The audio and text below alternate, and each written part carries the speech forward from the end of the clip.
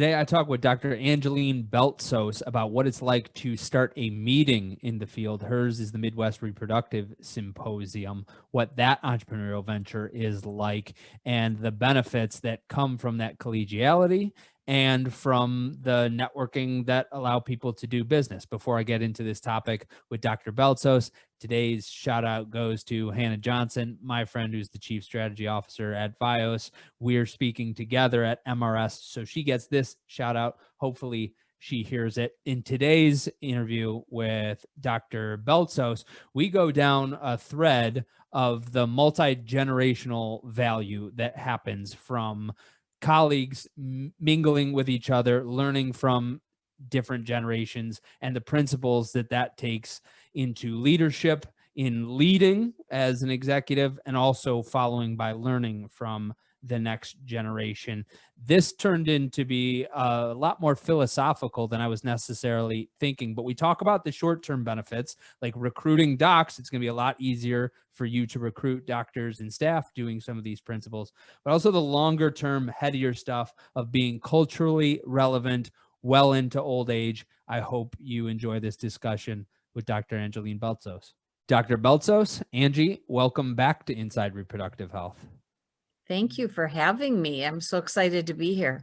The first time you were on, we talked about your entrepreneurial tendencies. We're going to talk about those same tendencies today, but applied to a different venture. Last time we talked about the Vios empire, what it was like to start a group. But this time I want to talk about a different venture that you started even before Vios, as far as I remember, and that is the Midwest Reproductive Symposium. That is an in-person, now a hybrid in-person and virtual meeting, but it had been in person for years.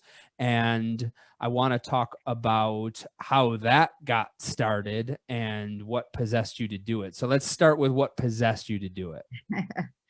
Well, I had just started my career after fellowship. It had been a few years, and Ferring Pharmaceuticals, one of the reps came and said, why don't we do a meeting in Chicago?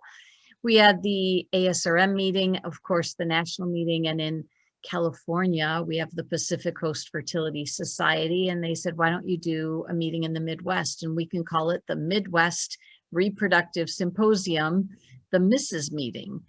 And here we are several years later. But why did you want to do it? I mean, reps probably come to you with half-baked ideas all the time. I've come to you with half-baked ideas before. So you could turn away or launch into any of them, I suppose. But why did this one seem good enough to you? It seemed like filling a void.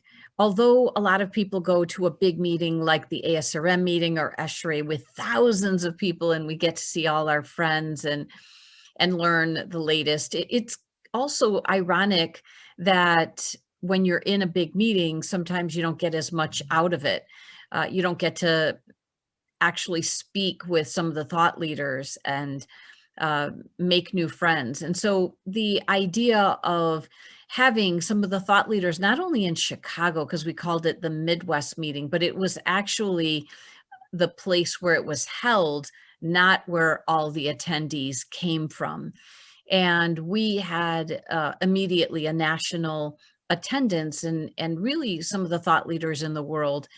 It's an intimate setting, one in which we do have it at the Drake Hotel, where we have probably a max of around 400 or 500 attendees. With that, though, you have a certain vibe that comes with that. There's a lot of opportunity to not only learn science, which is very important, and be motivated to take some of that back home, really to change how people practice fertility and keep it modern and fresh and forward thinking, but also to make friends and colleagues that last not only for that meeting, but for a lifetime. So when they came up with it, that was sort of our thought, be relevant.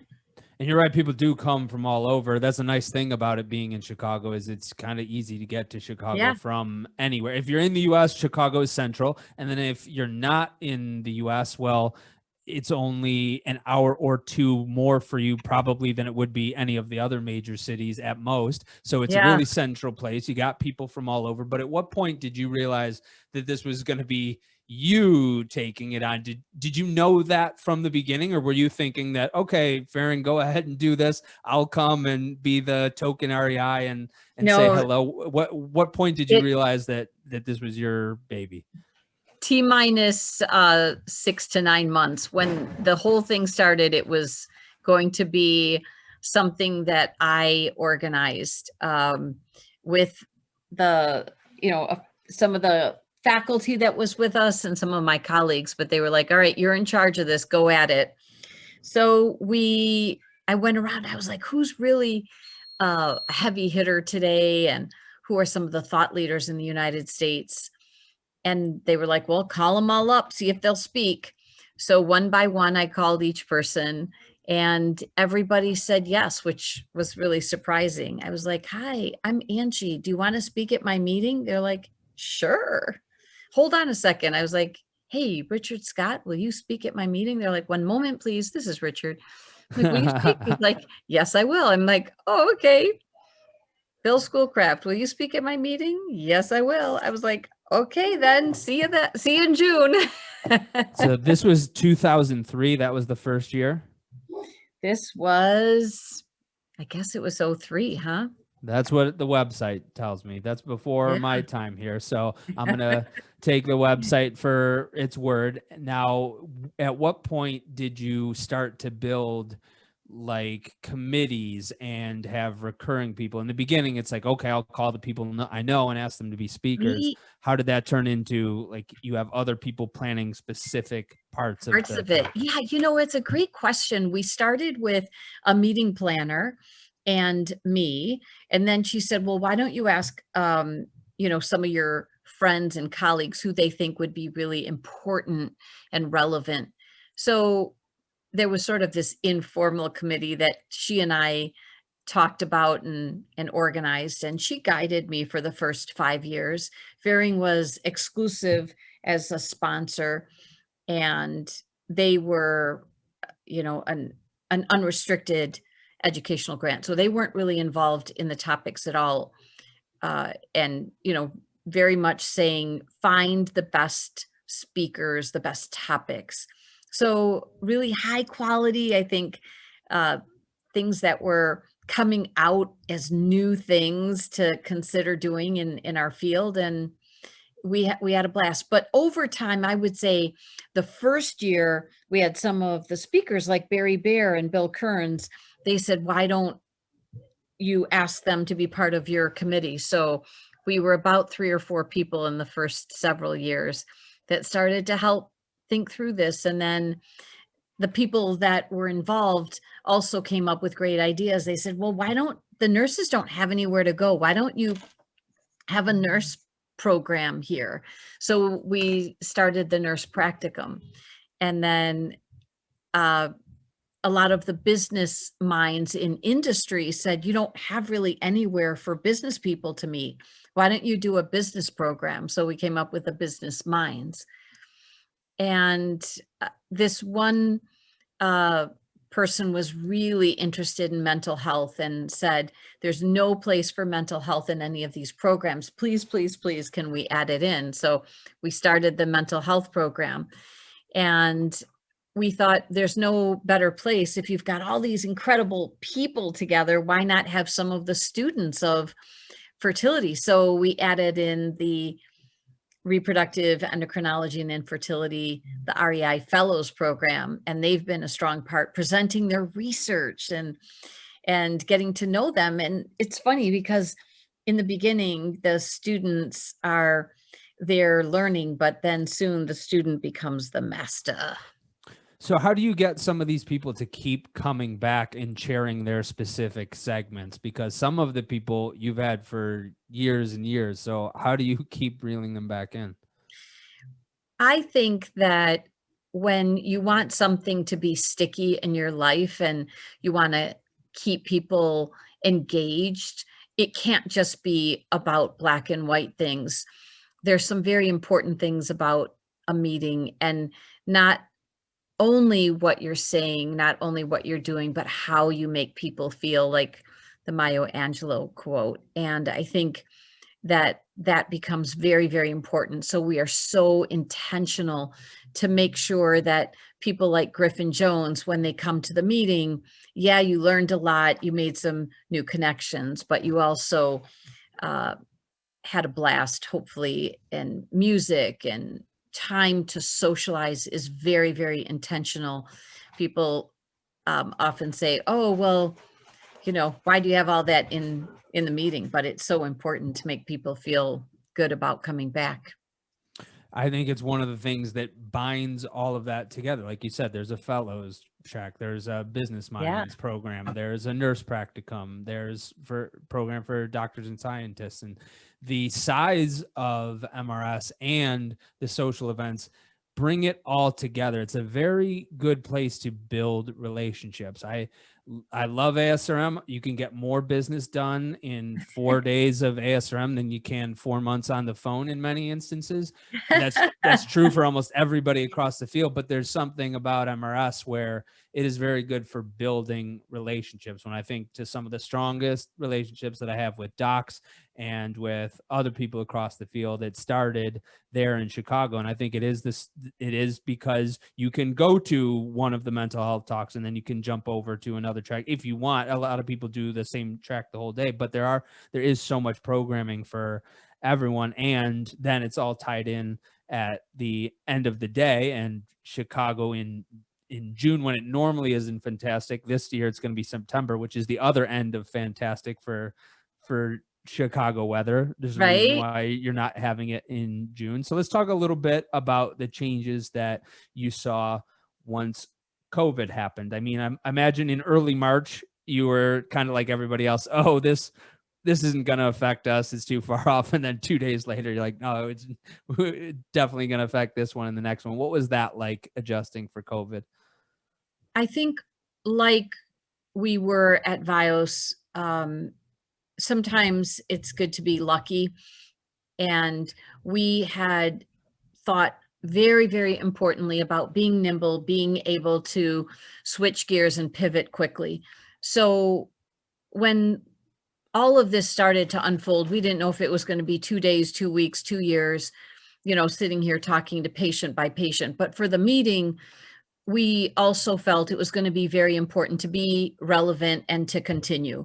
So we were the first meeting to go in the fertility world to go into a virtual setting, and we just said pivot and go. So we did our meeting in June by Zoom or by video conferencing, and it worked out beautifully, all things considered. We had great attendance and really used our program that we had anticipated, and you used pieces of it.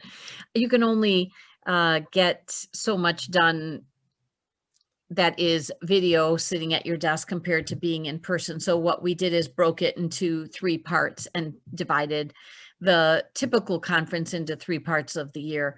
The first one was during the meeting itself, but just not at the Drake, and then play that out through the year. So I think our sponsors really supported us as well to say, just go at it and continue to use our funds to produce this meeting and do it virtual. So we did all of that for 2020. We did the whole program.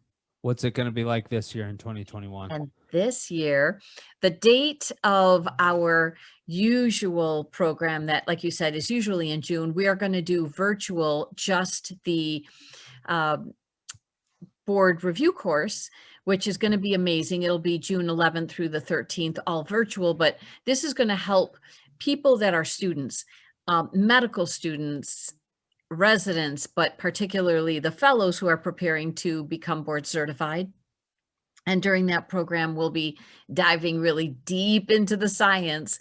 And our real program for the Midwest Reproductive Symposium International 2021 will be in person September 21st through the 24th. We will have also a virtual component to it, so it will be hybrid, and we're really excited about that as well. What do you think should be virtual as as we move beyond COVID, as we move beyond like the forced shutdowns, but Right. what should be virtual moving forward 2022 and beyond, and what should be in person That's a, 2022 and beyond? that's a great question. We were talking with some of our brilliant board members, and like you said, our what started as our small group has now turned into really amazing people that are part of our organization. And we talked that we wanted international component with Scott Nelson. He's our international board member, who is at the University of Glasgow in Scotland, but we have board members from coast to coast. And what we realize is that in different locations and different time zones, in private practice and academics, you have to now have this virtual component because people may not be able to attend, but they want to hear key lectures. So there's going to be a couple of different options. One are just being able to get like a little appetizer, some key lectures. And then there's also the ability to watch the whole thing from around the world.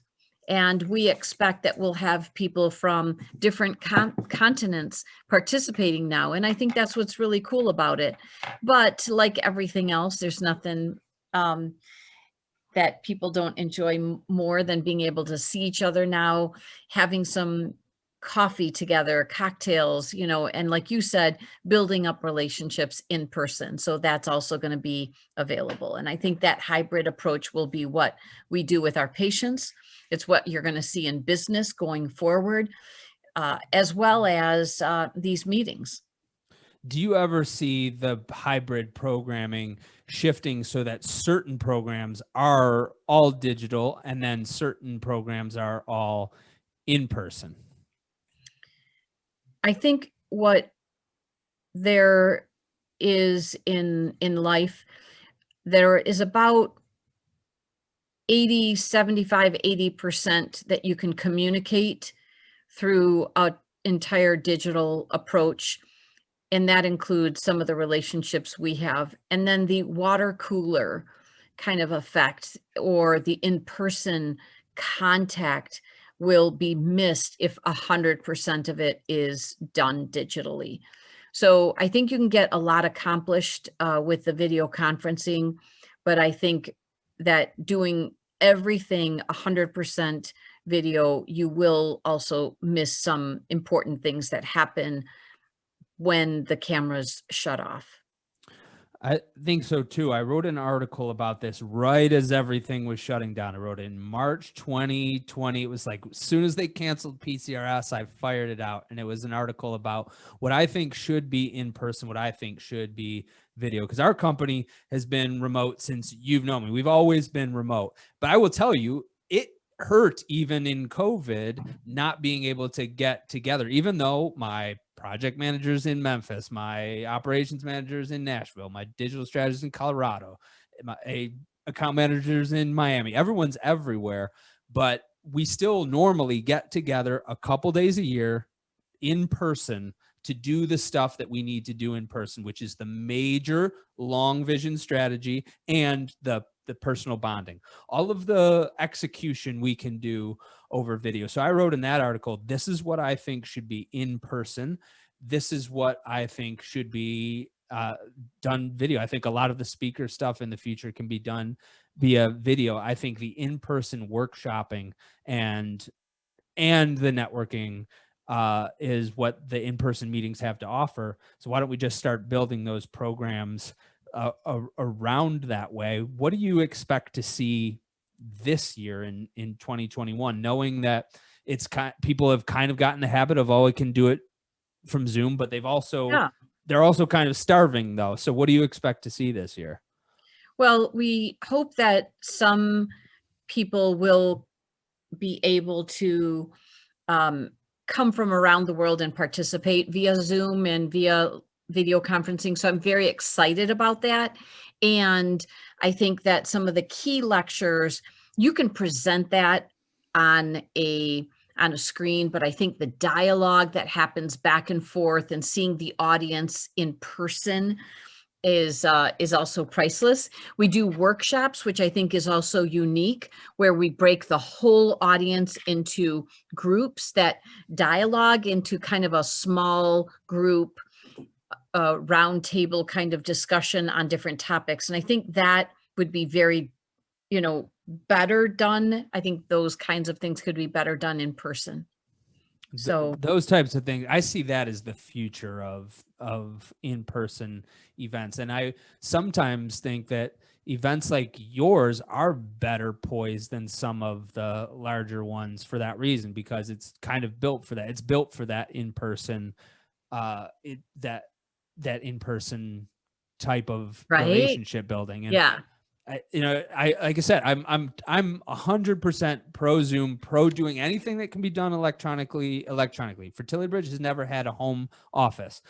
That said, I also don't think I ever would have built the relationships that I did had it not been getting to meet in person. Even if there's lots of relationships that I had digitally first, but then I meet them in Chicago, I meet them at MRS, and that puts a certain icing on the cake that is irreplaceable. Irreplaceable. There's a great book called The Art of Gathering by Priya Parker. That was a gift from Hannah Johnson, and it's how we meet and why it matters. And it's a great book for those of you listening who do care about meetings and how we meet, and whether it's your family, whether it's your business, whether it's a big conference, it really is important to consider the elements that allow it to be successful and how you want that flavor to be, what you want to accomplish. And I really appreciate you, Griffin, inviting me to talk about our meeting, but what the elements are. I think that intimacy is very important, and people start to become more open in certain size groups and numbers. So there are certain things we accomplish in the big symposium, and there are things that you get out of it by being able to speak and dialogue with your colleagues. Howard Jones, God rest his soul, had said some really important things to me about the MRSI meeting. And for those listening, he was one of the fathers of IVF in the United States. He had the 13th IVF baby born in the world, but he was saying that when you have a meeting, make sure that most of the meeting is your Q&A and talking. Let the audience talk to each other. Don't spit out all these lectures. And, we invite these brilliant people to give lectures with 75 slides in 20 minutes. But they really, that idea of throwing out the topic, the latest in its points of what's relevant, and then let people talk about it. And that's when you really take things home. And you have the opportunity to do that, especially as a breakout speaker at MRS. People always come up to me after MRS specifically. And it's great too, because if I need to talk to one person because they got to me first, it's like, hey, I can see you at the cocktail hour later. They don't just lose me in the ether. And that's maybe that's really the je ne sais quoi of MRS. Because I'm saying I love PCRS, I love CFAS, and those two are smaller meetings that are very collegial, and I really like them. And I'm thinking, what is the je ne sais quoi of MRS? And I think it's partly Chicago. I think it's partly you, Angie. And I think it is the multidisciplinary focus, which is true for the other meetings, meeting the size, meeting the social events. And I was talking with one of my employees today who's really advancing in their career. And I said to them, part of being a senior person is even when you're in your role, you know how you play into the rest of the picture. So I think even if you're a mental health professional and that's your thing, knowing what the doctors and scientists are up to right now is really important. Even if you're a doctor, knowing what the nurses are up to right now is really important. Even if you're a nursing manager, knowing what the business minds are up to right now is really important. So I hope that you continue that streak at MRS as it evolves.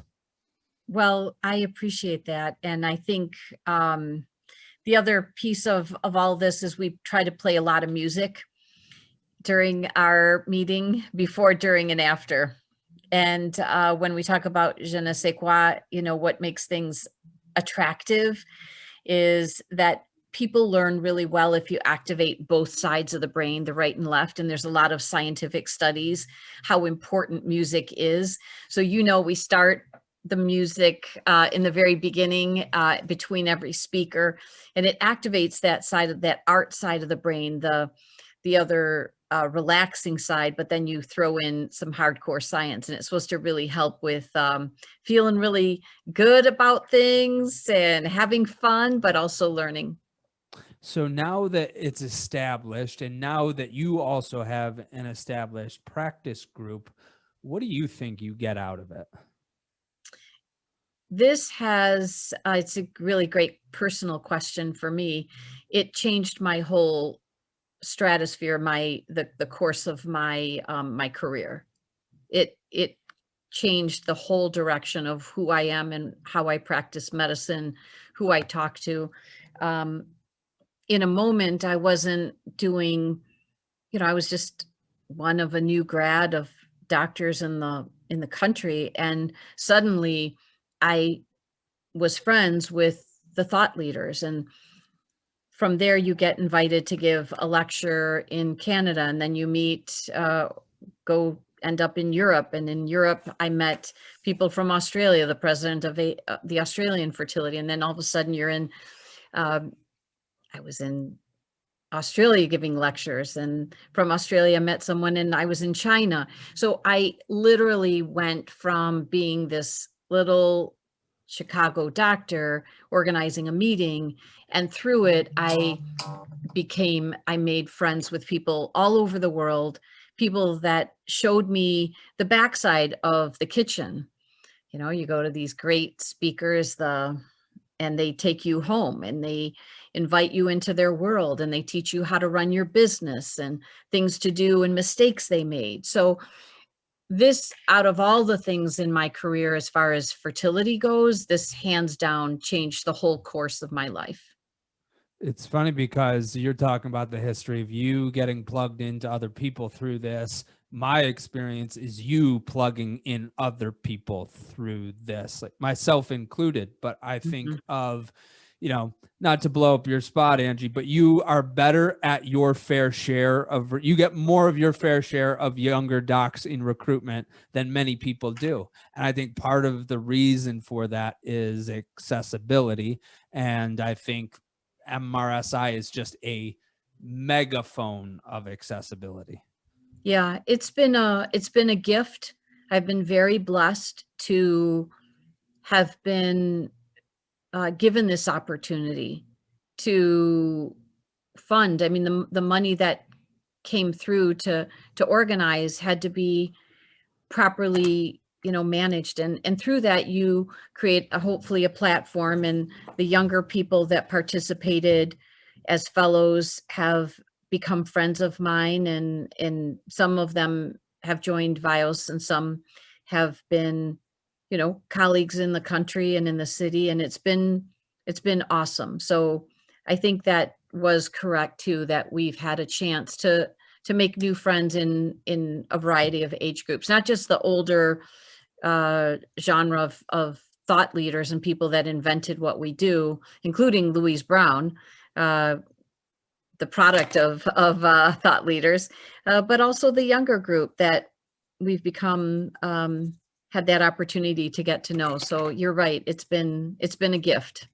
Well, let's stay on this thread of cultural relevance for a second, because I'm obsessed with it. I stay up thinking about how I'm going to be culturally relevant when I'm 88 years old. It's something that I really obsess with. It's like longevity meets sustainability meets just something I intrinsically really enjoy. And I see some of the advantages playing out for you. And I think that might be a gateway drug for the people that might not just geek out on it as much as I do, but if they can Or see, I do, yeah. or yeah, you are the perfect case in point. So, but if they can see the tangible benefits of what you've done, I think so many people are having a hard time recruiting doctors right now, recruiting younger staff. And one of the ways that you've been able to do that is you give fellows a platform. They know that they can call you. They know who you are. That's really important. They see you in content. And so maybe we can extend some of this to other people. They're not going to go off and start their own meeting because it's way too much freaking work. But even if they were a chair for one of your programs, even if they were a speaker at Armor, that's more accessibility. So maybe we could just talk about how that accessibility to the younger generation helps you stay relevant to them as they start to take over the reins. Yeah, I think that's such a fascinating topic of cultural relevance. You know, it's like a moment ago, sick was kind of a bad thing, but you know, that is so sick. Really, is that a good thing or a bad thing? Oh, I guess it's a really cool thing. And in a moment you become, you know, all of a sudden the words people use and the way that they approach life, but you're, you've got to be a little willing to always change. And human nature is the opposite of that. Don't get stuck in, you know, your old ways. Try to learn, try to be a chair and take that stuff home and be a little uncomfortable. I think that's really important. Remember that when we lead the group, that we have to have humility and we have to be part of the group and let the group also have opinions and decision making and feel valued and appreciated. And it is a very delicate balance, isn't it? Tell me more about that balance. What makes it so delicate? Because as the leader of an organization, you may be the medical director, some of the audience members, they might be trying to hire or keep, you know, these young, vibrant physicians. And they're going to be people that come and go for a variety of reasons, but we have to look in the mirror. We have to be accessible. We have to be a teacher and a student. That dichotomy has to exist. You have to be a leader and you have to allow the others to lead you. And so there's this this balancing act, and your people in your life will be your witness, good, bad, or ugly. And they're going to talk. And social media today, it's just like our customers, they're talking about us, they're explaining, you know, the day-to-day activity. And so you have to listen to people's dreams and their aspirations and support them. And we're not perfect at it, God knows, but there is intent there. And you have to figure out what you believe in and how you're going to do this. You know, the MRS is a charity to me. And Nelson Mandela says the most powerful way to change the world is education. And so many people helped us get to where we're at, and I cannot repay them.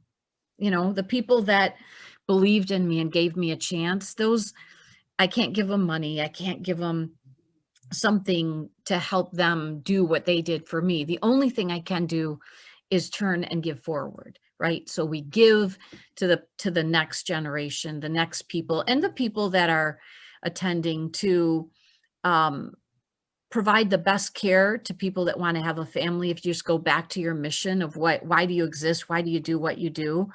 And trying to create a team around you, and that cultural relevance is always to be open-minded, I think, and open your heart and your mind, be accessible. And I think, you know, wanting to listen and be friends with people from all different walks of life. I'm going to push back on one thing you said. Of course, like I'm just like riding the lightning of 90%, and I choose the one thing that I'm going to push back on. But Go, the one baby, thing, go. the one thing that you said is that I can't pay them back. And for some of them, that's probably true. Maybe some of them are gone, or some of them you just won't have something to offer that they need in the rest of their careers or lives. But I think many of them, you are in a position to pay back, that those that helped you get to where you are, Now some of them maybe being put out to pasture. Oh, we've heard from him. We got it. We don't need his ideas anymore.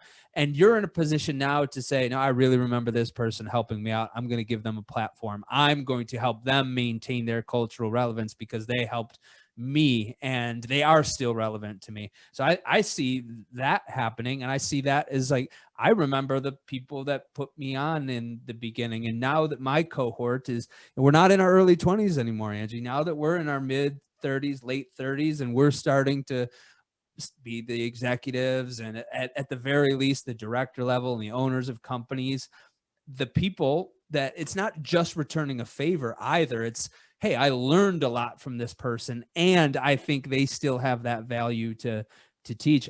I think you can repay some of them. Yep.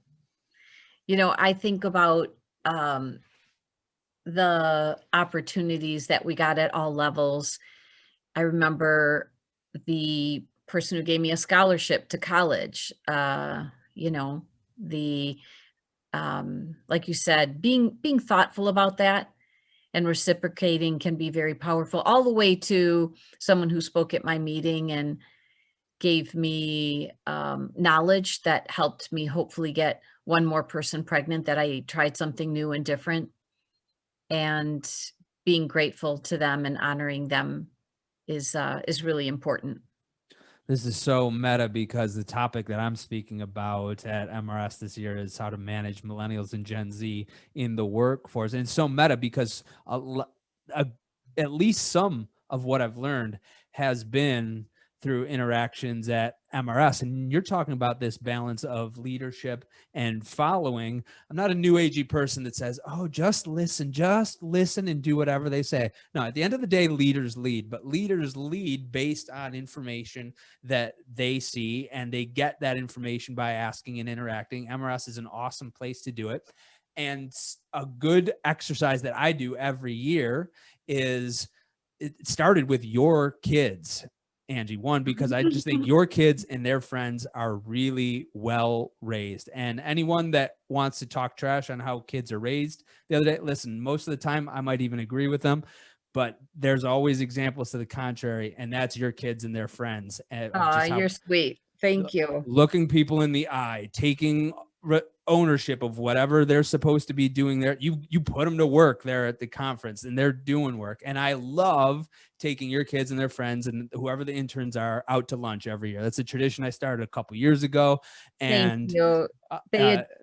if they're there, I'm going to do it again. Well, I enjoy it too, though, Angie. Like I just watch them. I watch what they go out, like I watch what they go out on the dance floor too versus what we go out on the dance floor too. I watch how they interact with each other. I watch my one rule for them when I take them out is and they all, because you and Nikki tell them before I even take them out, I say, what's the rule? They say, no cell phones at the table. They go, right. And so then I just get to talk to them and see what they're interested in. And the reason why I'm saying all of this in regard to your lesson about leadership and following is because if I want to be able to lead this cohort when they're in the workforce in 8 years, I need to know their language.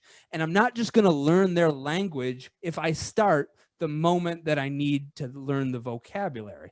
If I'm a bit invested in how they're growing up and how they're finishing high school, going through college, entering the workforce, picking up the things that they're doing along the way, I'm going to be able to speak their language a lot more fluently and be able to tell them, no, shut up, young person, and listen in the way that they'll actually understand and doesn't come across like that.